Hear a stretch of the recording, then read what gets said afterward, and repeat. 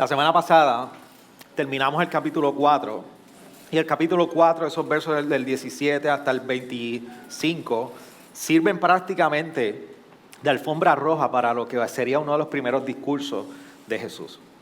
Y una de las cosas que yo hablaba la semana pasada es de los momentos en que tú y yo nos encontramos en ciertas circunstancias de cuestionamiento, de pregunta, de duda, y donde hay una oscuridad que nos lleva a preguntarnos 1001 preguntas. Pero es que también parte de la característica de nuestra cultura es que vivimos en unos tiempos donde todo se cuestiona, donde todo se pregunta, donde todo se pone en duda e incluso nos hace sentir en muchas ocasiones que no hay algo certero, no hay una verdad absoluta, no hay nada que sea de una sola pieza, íntegro. Así que vivimos una época, y leía en estos días un tiempo de un libro que decía, vivimos un tiempo donde somos open-minded. Está de moda ser abierto en open-minded.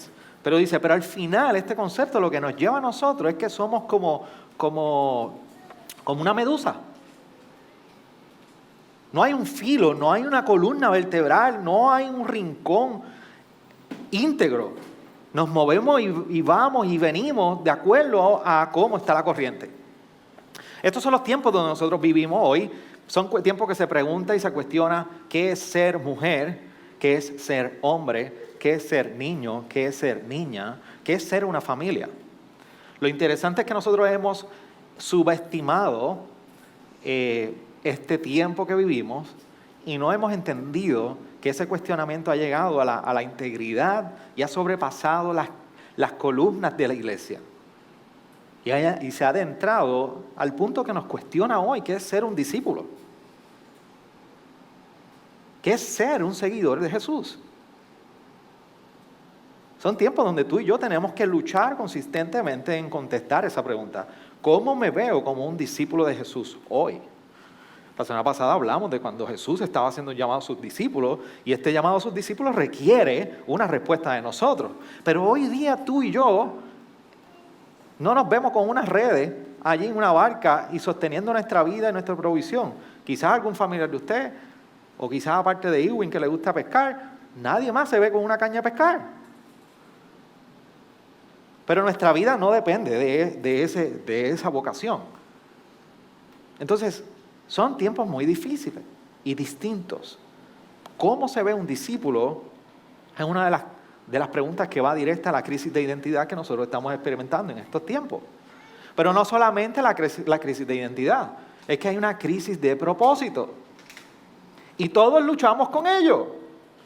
¿Por qué? Si lo que tú haces y yo hago, vivimos en unos tiempos que si lo que tú haces no es significante, no es relevante, entonces es un inconveniente. Si lo que tú haces no es significativo, no es considerado como relevante, entonces es un inconveniente. Te voy a explicar. Por eso es mucho más fácil presumir de que somos padres o madres, y en este caso más las madres. Qué linda es la familia, qué bella es la familia, qué hermoso es tener hijos. Y aquí estamos en esa etapa, por eso yo abordo esos temas. Qué hermoso es mis hijos. Y publicamos en las redes y somos, presumimos de ello públicamente. Pero cuando hay que lactar a las 3 de la mañana, ¿cuántas de las madres ustedes han visto un post aquí gozándome de lactar a las 3 de la mañana con mi hijo, mi hija?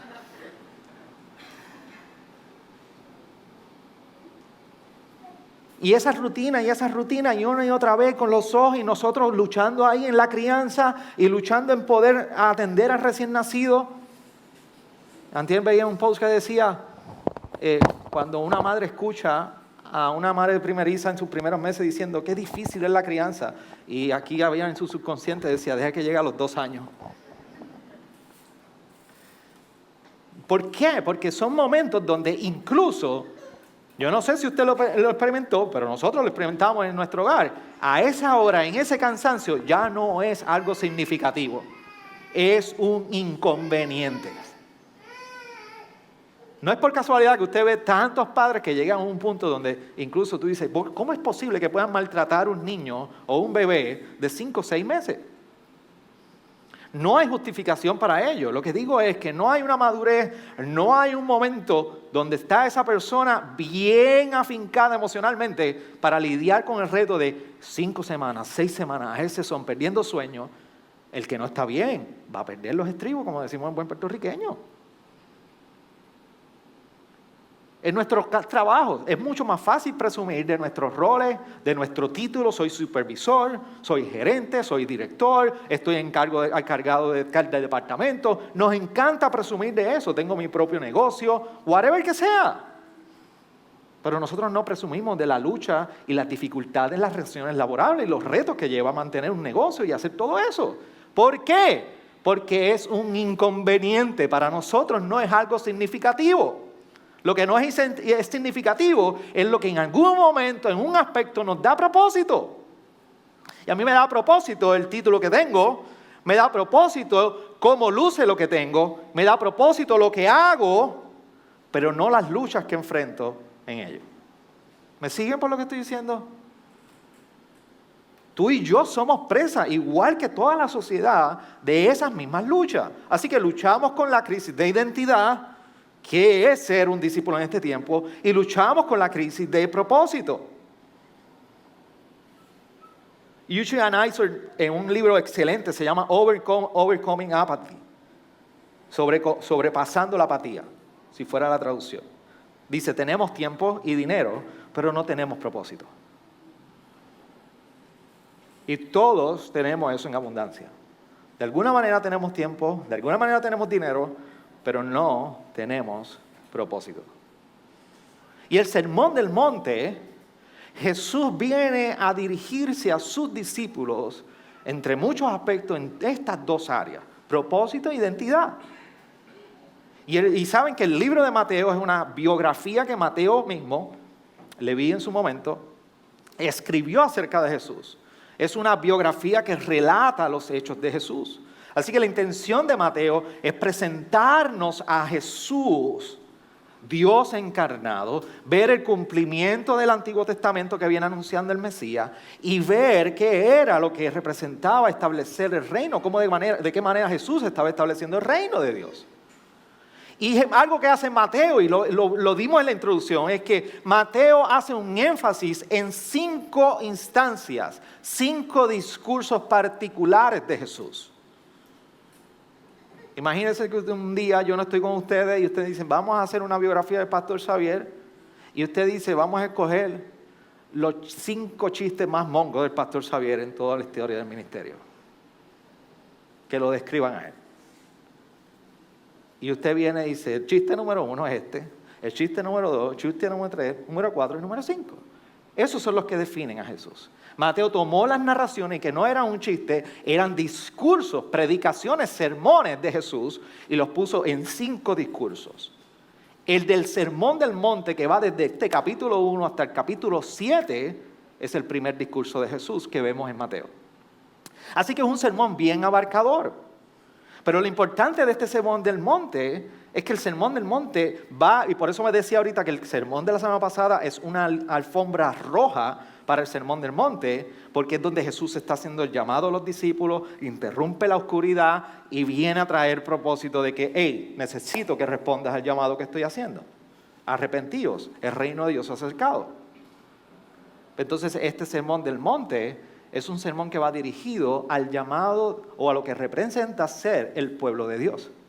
Ahora Jesús empieza a hablar y comienza a dirigirse a sus discípulos, dejándoles saber cómo luce el pueblo de Dios una vez Él los ha llamado. Pero en la introducción de este sermón, que lo vamos a ir dividiendo por parte, pero pudiera ser que lo pudiéramos predicar de una, pero hay mucho contenido. El sermón abre con una introducción que se llama las bienaventuranzas. Y estas bienaventuranzas vienen a hablar de cuál es la manera de vivir en este mundo de una manera que sea productiva y fructífera. cómo luce la verdadera felicidad y cómo luce el florecimiento de su pueblo en medio de un mundo. En fin, es la respuesta a la pregunta de qué significa vivir en el reino de Dios. Así que el Sermón del Monte, y particularmente estos 16 versos de la bienaventuranza, es contracultura.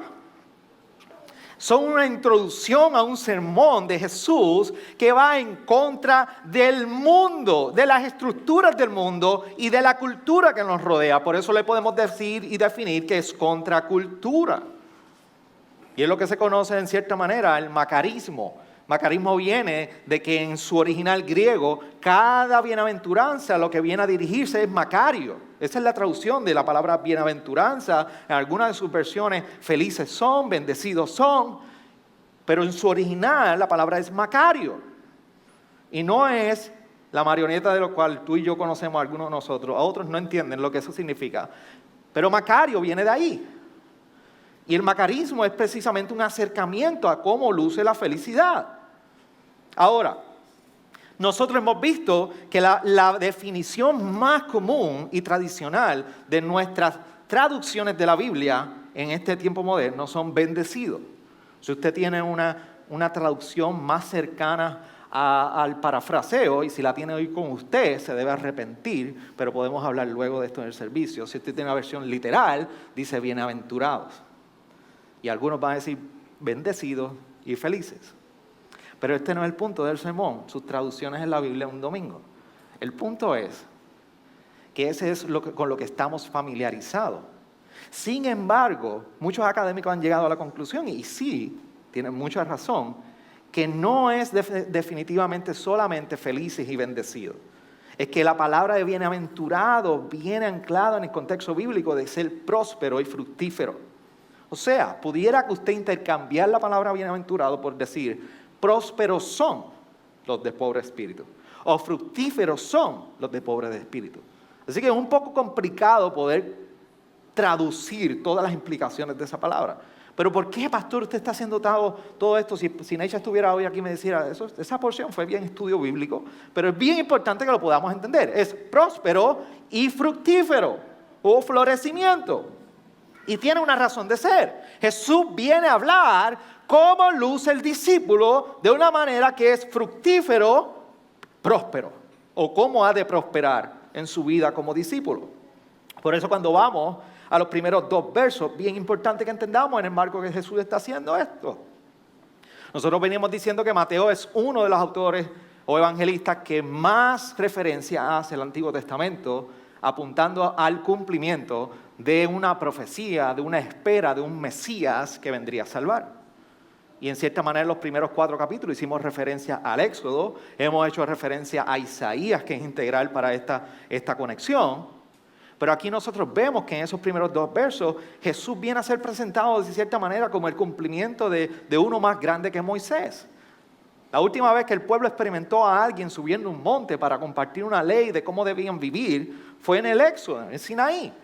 Moisés subió y allá bajó con las tablas y vino a encontrarse con su pueblo. Hay mucho de esto aquí, en esta imagen. Y lo segundo es que nosotros vemos que entonces Jesús comienza a ser presentado con una imagen de maestro, como alguien que abriendo su boca, es una expresión muy común en sus inicios cuando se hacía referencia a un maestro. Ahora la figura de Jesús viene a ser una figura que no solamente va a estar haciendo milagros y sanando, sino que ahora Mateo nos está diciendo, está abriendo su boca y hay una solemnidad con la cual tú y yo debemos acercarnos a escuchar estas palabras.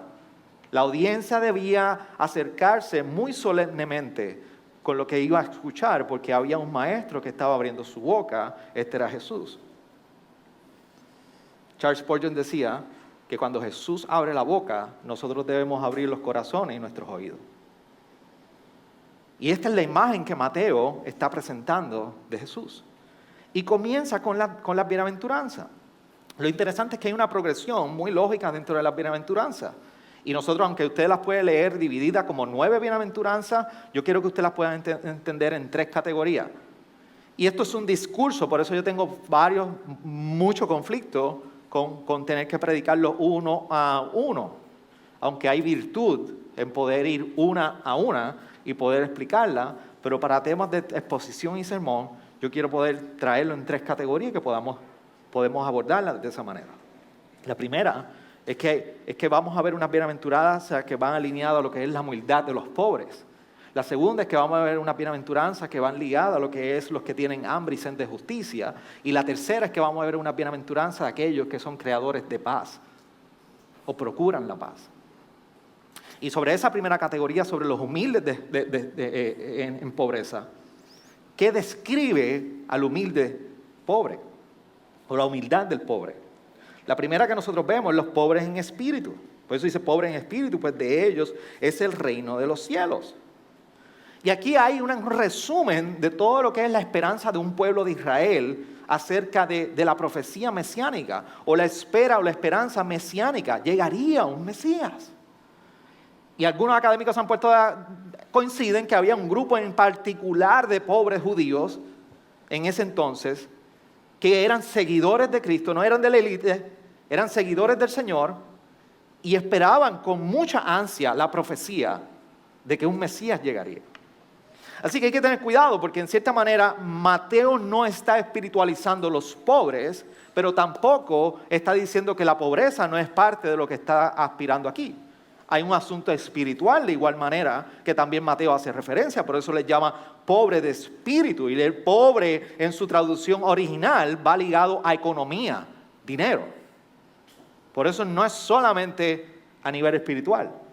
Sí hay una intención de cierta manera de abordar la parte espiritual.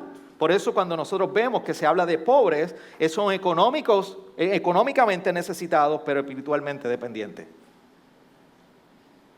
Y había unos pobres en particular que estaban confiando y esperándole al reino de Dios. Y Jesús en este momento lo que está haciendo y afirmando es que aún en la pobreza, aquellos que están confiando y esperando en fidelidad al Mesías, estos serían los que iban a poblar el reino de Dios. Los que serían parte del pueblo de Dios, en que aunque aún en su pobreza, ellos si continuaban confiando y esperando en fidelidad, serían parte del reino de Dios.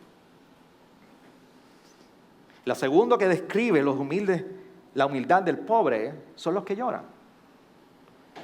Y estos que lloran son prácticamente los que llevan haciendo una expresión como la hemos visto en el Antiguo Testamento. ¿Hasta cuándo, oh Señor? Es aquellos cuyo lamento está en espera de un acto de justicia de Dios. Y es un lamento por Israel y por un exilio. Y recordemos que Jesús viene interrumpiendo y acercándose en la misma dirección donde se anticipa de que va a haber un nuevo exilio. Interrumpió los años de oscuridad y aquí viene uno nuevo a rescatar a Israel de su exilio. Y lo tercero que describe a los que son humildes o la humildad del pobre es que dice particularmente en el verso número 5, bienaventurados los humildes, pues ellos heredarán la tierra. Son los que han sido humillados, pero aún en la humillación no están buscando venganza, sino que buscan la glorificación del reino de Dios. Por eso cuando se define en esto de lo que es la humildad de los pobres, prácticamente son los que están confiando en Dios, los que tienen una disposición a esperar en la justicia de Dios y los que en su devoción llevan a lamentarse por la condición en la cual se encuentran. Pero no se queda ahí porque Jesús no solamente habla a aquellos cuya humildad ha llegado aún en la pobreza, sino que también habla a los que buscan justicia. ¿Y qué los describe? Los describe porque sigue en el verso 6 hablando de los que tienen hambre y sed de justicia. Y una de las cosas que los de hambre y sed de justicia que Jesús está describiendo es que tienen un anhelo por la voluntad de Dios en la tierra. Por eso dice, pues ellos serán saciados. Pero no solamente se queda ahí, es que también habla precisamente a los que hacen misericordia. Los misericordiosos, y mira cómo los describe, pues ellos recibirán misericordia. El académico Scott McKnight lo describe de esta manera. Es la virtud de autonegación, de entrar en las injusticias y tragedias que experimentan otros. Es la virtud de autonegación, de entrar en las injusticias y tragedias que experimentan otros. Pero no solamente se describe como aquellos que tienen sed y hambre de justicia y misericordiosos, sino que también se describen como puros de corazón. Y puros de corazón porque Jesús viene atendiendo un asunto de que la pureza del corazón no es aquella que se ve físicamente o visiblemente relacionado a la reputación, sino que Jesús está señalando que los puros de corazón buscan a Dios como su prioridad, pues ellos serán llamados hijos de Dios. Así que la prioridad es buscar precisamente a Dios y el resto fluye de esta prioridad. Estos son los puros de corazón. Pero la tercera categoría son las últimas dos, que son los creadores de paz. ¿Y qué los describe? Es que procuran la paz. Por eso dice, bienaventurados los que procuran la paz, pues ellos serán llamados hijos de Dios.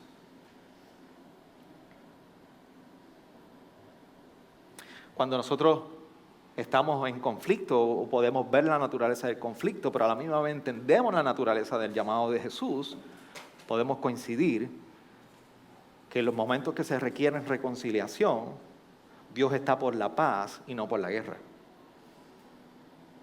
Se busca la reconciliación, no la lucha. Y tú y yo nos sorprendemos muchísimo cuando allá en el oriente se desatan guerras. Rusia, Asia. Pero aquí tú y yo estamos en una computadora y hacemos guerra todos los días. Todavía no tienen las aplicaciones, pero los que procuran la paz es que han entendido que Dios está por la paz. Y eso no se los puede quitar. No solamente ellos, los que procuran la paz, sino los perseguidos, los insultados. Los describe de esta manera: bienaventurados aquellos que han sido perseguidos por causa de la justicia, pues de ellos es el reino de los cielos. Bienaventurados seréis cuando os insulten y persigan y digan todo género de mal contra vosotros falsamente, por causa de mí. Estos perseguidos e insultados son precisamente aquellos que, a pesar de lo que otros deseen, su mayor anhelo es la voluntad de Dios. Esto es lo que representa cuando alguien es perseguido e insultado. Que a pesar de lo que opinen y deseen otros alrededor, el mayor deseo es procurar la voluntad de Dios. Aman a Dios a tal punto que permanecen fiel aun cuando son oprimidos. Aman tanto a Dios que aún sus vidas no buscan una recompensa terrenal. Y aquí tú y yo debemos entender esto muchísimo. Ni un reconocimiento, ni un respeto terrenal. Tú no te mereces ningún respeto porque tú eres creyente o cristiano. O nadie tiene que hablar mejor o peor porque está al lado tuyo. Porque tú ni eres Cristo ni eres Dios.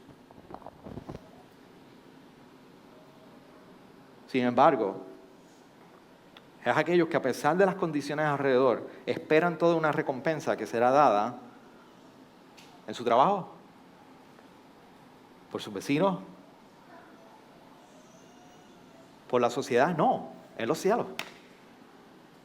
En los cielos. Estos son los creadores de paz. Entonces Jesús viene abordando precisamente estas tres áreas. A los que están en humildad, los pobres en humildad, a los que prácticamente son creadores de paz y los que tienen hambre y sed de justicia.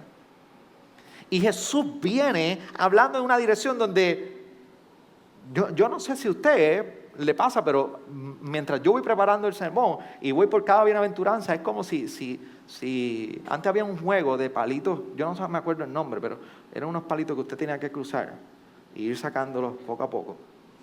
Pues era como un juego al revés, como si me pasaran uno de un lado y otro de otro, porque es como que difícil. Tú tratas de encajar en estas bienaventuranzas y como que sientes que no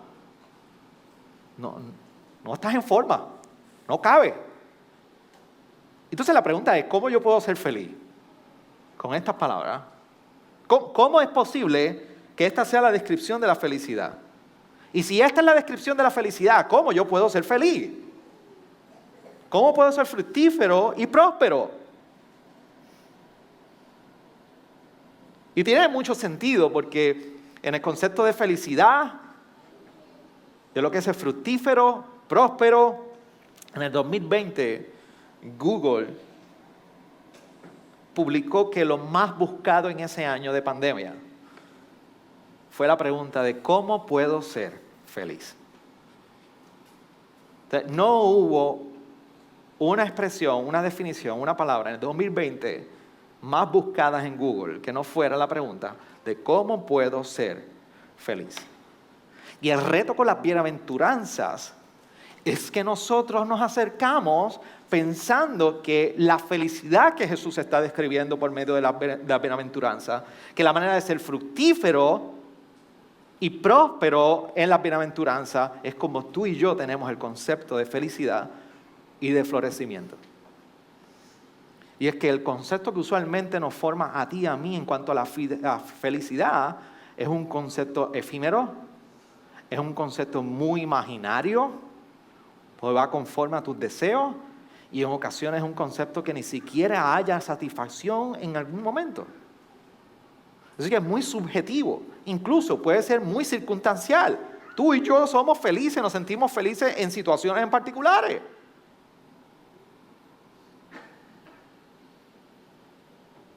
Cuando todo va bien, estamos felices. Sin embargo, las bienaventuranzas nos están recordando que la felicidad es contracultura. Las bienaventuranzas que son contracultura nos recuerda que tú y yo nos acercamos a la vida en una aspiración de felicidad que es contracultura. Y eso incluye tus propios deseos, eso incluye de donde mismo tú te encuentras ahora mismo.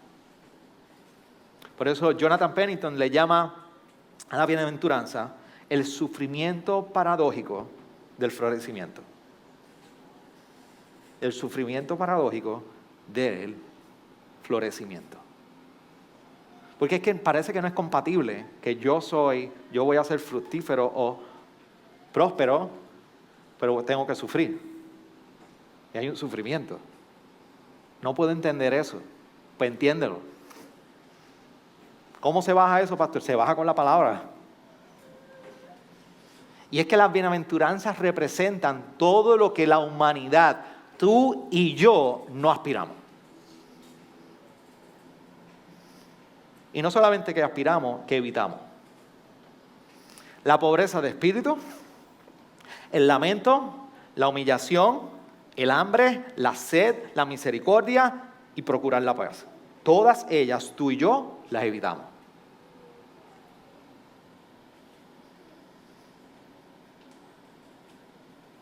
Por eso las palabras de la bienaventuranza son como esos alfileres, pero Servais Pincayers lo describe de esta manera. Y escucha bien lo que él escribe a este teólogo.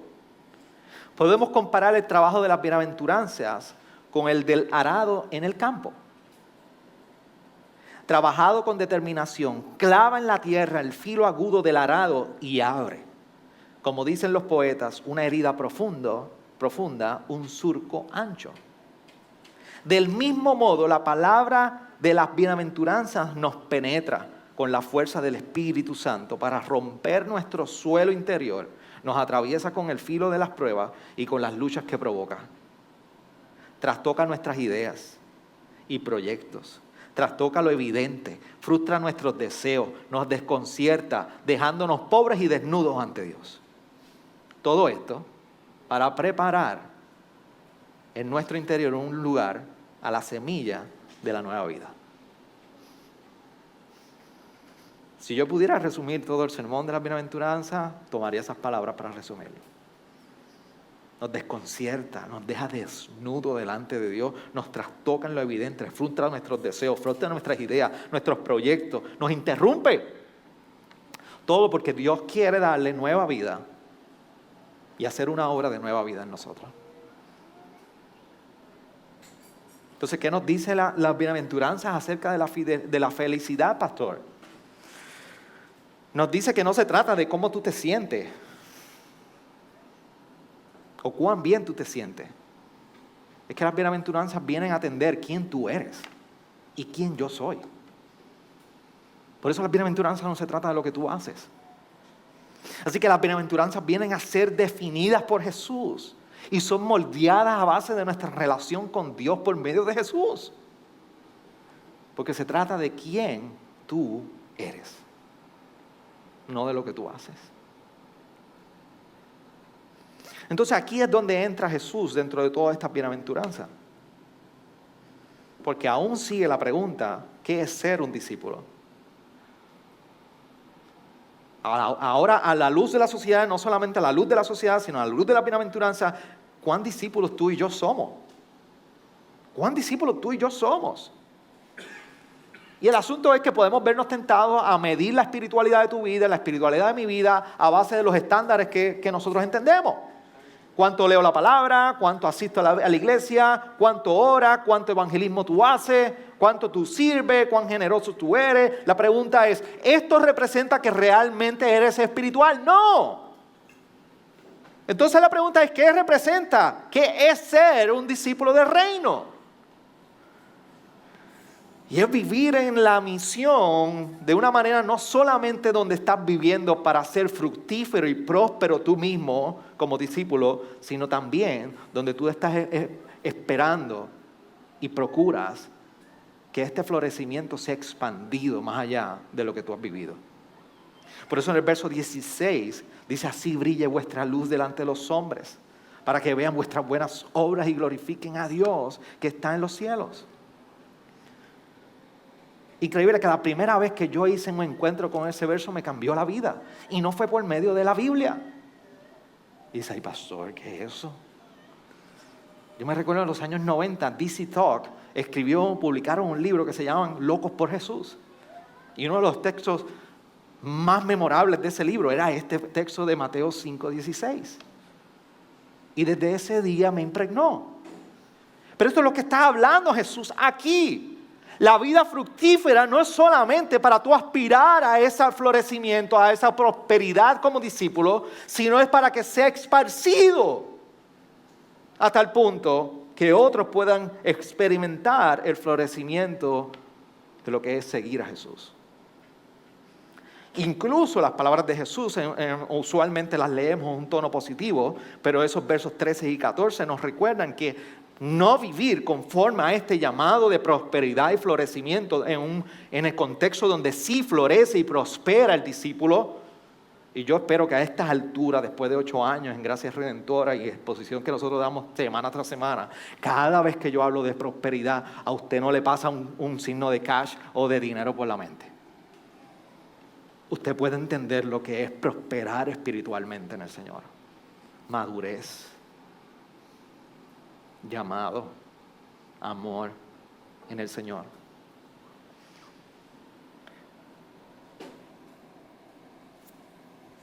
Pero minimizamos muchísimo.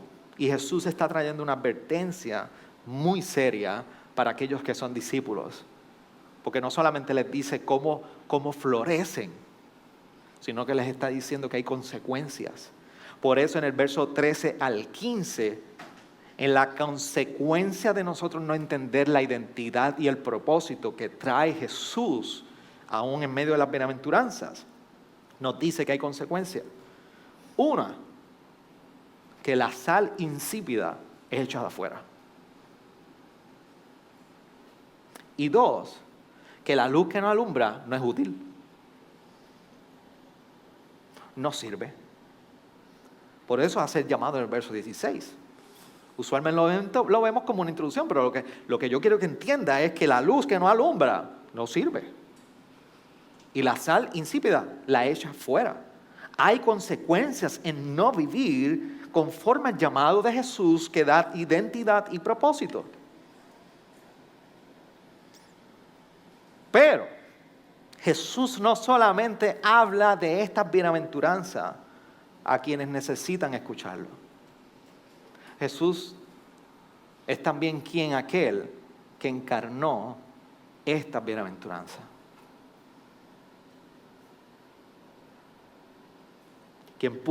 quien ha vivido conforme al llamado de lo que es independencia espiritual, en el lamento piadoso, en la verdadera humillación, en el hambre y sed de una justicia divina, en el ejercicio de la misericordia, en un corazón puro y que ha procurado la paz y que sí fue perseguido e insultado, quien fue el máximo ejemplo y portador de esta bienaventuranza se llama Jesucristo. Y Él mismo que a ti y a mí hoy nos hace el llamado de vivir conforme a estas palabras. Es el mismo que abriendo un sermón nos da una introducción y digan, vengan, que esta es la manera de ser no solamente felices y bendecidos, esta es la manera que tú vas a ver la vida espiritual floreciendo y prosperando. Por eso cuando nosotros leemos la bienaventuranza tenemos que leerla en el contexto de la cruz. Es en la cruz que nos ha dado la identidad como discípulos y que ha dado el propósito como su pueblo. Pablo nos recuerda esto en Efesios 2, versos 8 al 10, cuando nos dice, porque por gracia habéis sido salvados, por medio de la fe, y esto no de vosotros, sino que es don de Dios, no por obras para que nadie se gloríe, porque somos hechura suya, creados en Cristo Jesús, para hacer buenas obras, las cuales Dios preparó de antemano para que anduviéramos en ellas. Por eso, ¿cuán próspero tú eres hoy? ¿Cuán floreciente es tu caminar? Mientras tú sigas luchando con tus propias luchas y valga la redundancia, te vas a encontrar que eres insignificante. Te vas a encontrar que la vida cristiana es un inconveniente. Jesús nos recuerda que no, nos ha virado el mundo patas arriba, como yo le decía la semana pasada, y nos está recordando que precisamente la manera de ser un discípulo es contracultura. La manera de ser discípulo es a su manera. Y que Él nos las modeló y en el poder de Él, Pablo nos ha recordado que sí podemos caminar en buenas obras que Él ha determinado para nosotros. Que el Señor nos halle a nosotros, nos haya a todos nosotros, aspirando al florecimiento y la prosperidad. Que solamente Jesús puede darnos. No tu circunstancia, no lo que tú haces, ni lo que quieres ser. Dios te llamó a ti y solamente a ti. Inclina tu rostro ahí donde estás.